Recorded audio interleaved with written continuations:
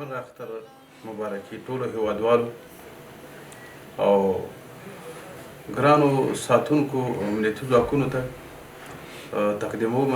الله جل وعلا شانه دې وکړي چې دا اختر د خوشحالۍ سوکالۍ او په سراسر افغانستان کې د یو مثالي امنیت اختر شي چې ټول هیوادوال پکې خپل خوشحالي په ښه طریقه سره ولمانځي.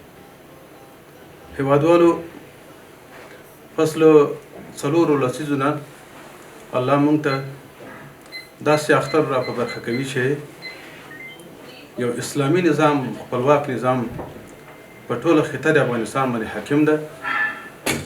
ټول هیوادوال له غمونو چاپو وحشتونو څخه خلاص شوي دي.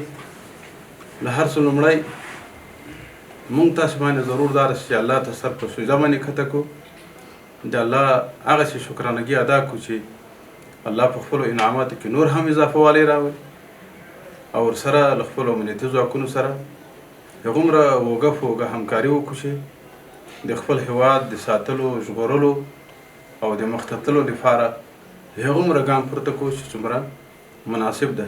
دغه فرصتونه الله موږ ته راکړي دي او موږ ته مناسب دا ده چې له دغه فرصتو څخه اعظمي ګټه پورته کړو او د خپل هیواد د سیال جوړولو لپاره خپلې مټې راپورته کړو او هغومره کار وکړو چې څنګه د یو هیوادوال سره د خپل هیواد سره څنګه مینه مناسب ده شوې پالي.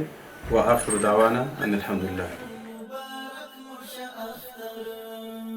افغانانو اتلانو طالبانو د سنگر